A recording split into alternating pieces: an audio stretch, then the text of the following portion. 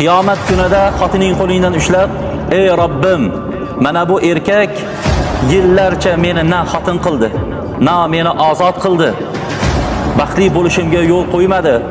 O'z holimga talog'imni bermasdan boylab yurdi desa, qaysi amaling bilan javob berasan? Qaysi amaling bilan Allohning oldida javob berasan? Xotini bilan ya yaxshi yashamaydi, ya uning talog'ini bermaydigan, qochib yuradigan erkaklarga nasihat qilmoqchiman. Alloh uchun eshiting. Sizning foydangiz uchun gapiryapman. Ya sen uni xotin qilmayapsan, yoki sen uni ozod qilmayapsan. Bu erkaklik emas bu. Bu zulm, birodar. Zulm. Alloh taolo zulmni harom qilgan. O'ziga va bandalarning orasida ham zulm qilishlikni harom qilgan. Sen duosi qabul bo'ladigan mazlumaning ko'z yoshiga kuniga qolyapsan. Kuniga ko'z yoshiga qolib yashayapsan. Yashaysanmi? Ayoling bilan yaxshilik bilan yasha. Yashamaysanmi? Unda u bilan yaxshilik bilan ajrash.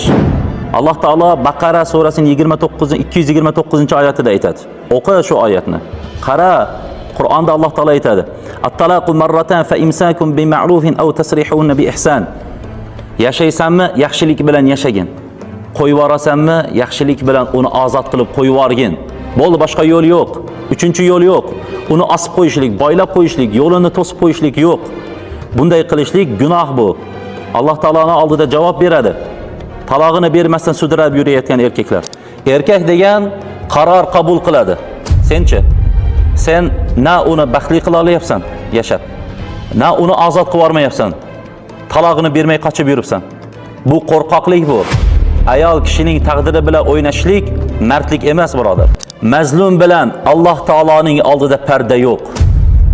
Sen unga zulm beryapsan, yo'lini to'sayapsan. Ya yashamayapsan, ya talog'ini bermay boylab yuribsan. Bu zulm. Mazlumning duosi qabul. Har kuni qabul. Ko'zidan to'kiladi.